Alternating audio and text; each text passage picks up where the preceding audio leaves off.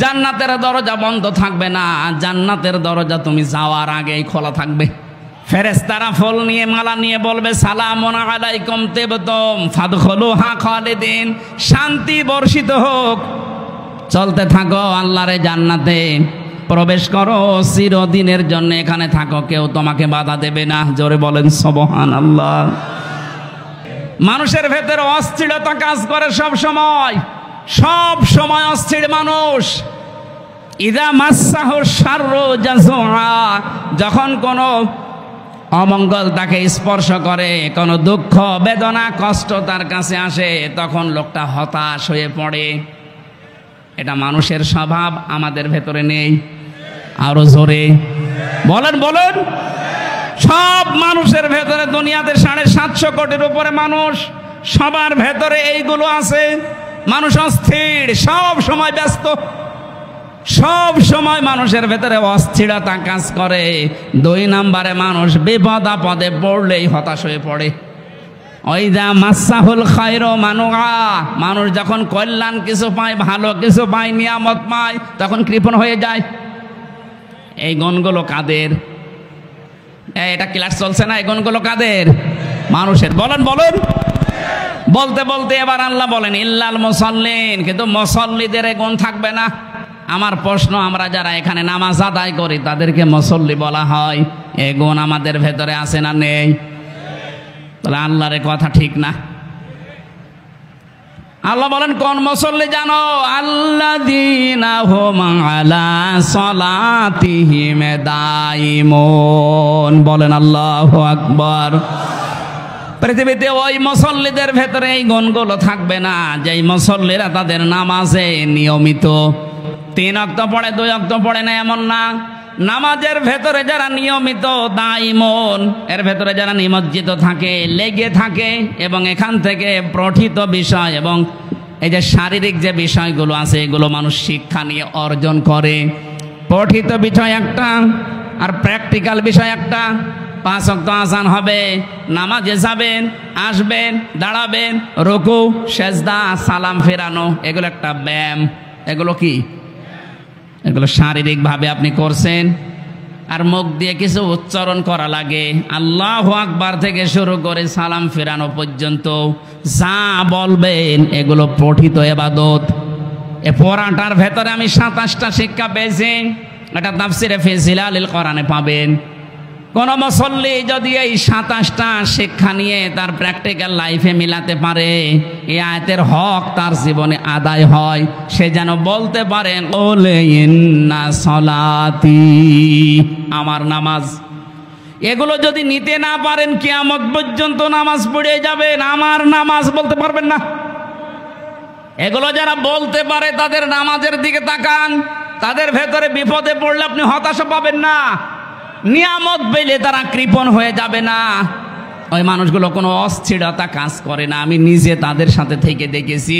এ মানুষগুলো মুসল্লি এবং স্থায়ী মুসল্লি। আমরা ওই রকম নামাজ পড়তে চাই, আল্লাহর কোরআনে বর্ণিত যে নামাজ আল্লাহ দিয়েছেন, আমরা যদি সত্যি আস্তে আস্তে প্র্যাকটিস করি এই নামাজের, আল্লাহ বানিয়ে দেবেন। বলেন আমিন। দ্বিতীয় শব্দ ছিল নুসুকি, আমার নুসুক, আমার কোরবানি। তাফসিরে আমি নুসুক শব্দের 3টা অর্থ পেয়েছি। 1 নম্বরে নুসুক মানে কোরবানি করা, রক্ত প্রবাহ করা। 2 নম্বরে নুসুক মানে হজের কাজকর্ম। 3 নম্বরে নুসুক মানে ইবাদত বন্দেগী। এই 3টা বিষয় আপনি আল্লাহর জন্য দিয়ে দিলেন। 3 নম্বরে মানুষ বলছে ও মাহইয়া, আমার সে হায়াত, এই যে 60, 65, 80, 90 বছরের একটা হায়াত, হে আল্লাহ আমি যখনই তোমাকে এই কথার ঘোষণা দিয়েছি যে ও মাহইয়া, আমার হায়াত আমি দিয়ে দিয়েছি, এখন থেকে মন মতো আমার 1 সেকেন্ডও কোনো জায়গায় ব্যয় হবে না। জোরে বলেন সুবহানাল্লাহ। এইভাবে করে যদি জীবন কেউ চালাতে পারে। 4 নম্বরটা ও মামাতি, আমার যে মরণ আসবে, এই মরণের আগ পর্যন্ত আমার এই সারা জীবনের এই 33 বছর হামজার বয়স, এই 33 বছরটাই আমি পবিত্র পরিষ্কার করে তোমাকে দেখাবো।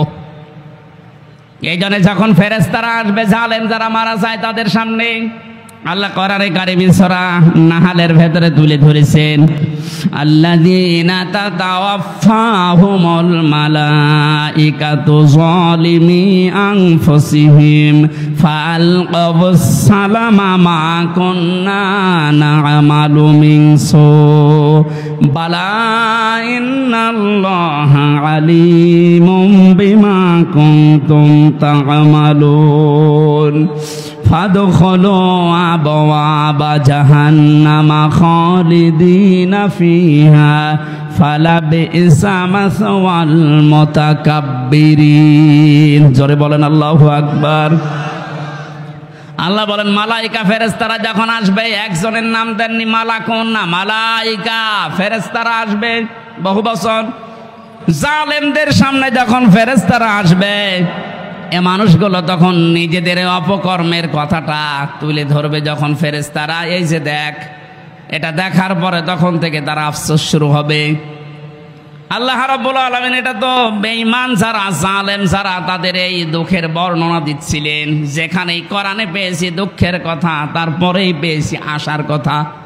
এবার আমরা যারা টোটাফাটা একটু হালকা পাতলা মুমিন, ঈমান আমাদের একটু আছে, তাদেরকে আল্লাহ একটা সুসংবাদ দিচ্ছেন, আল্লাযীনা তাতাওয়াফাহুমুল মালাইকাতু তাইয়্যিবিনা ইয়াকুলুনা সালামুন আলাইকুম উদখুলুল জান্নাতা বিমা কুনতুম তা'মালুন।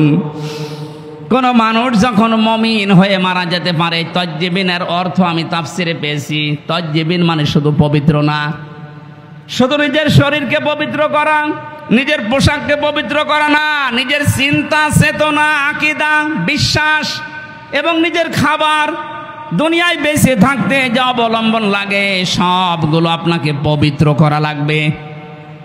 আমার কথার অর্থ বোঝেননি?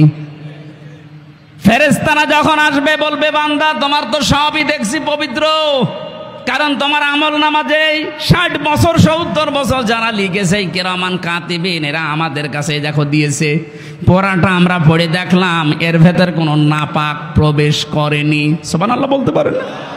তোমার যৌবনটা মনে হচ্ছে পবিত্র, এ যৌবনে তুমি যা যা করেছিলে কোনো নাপাক পথে পা বাড়াওনি।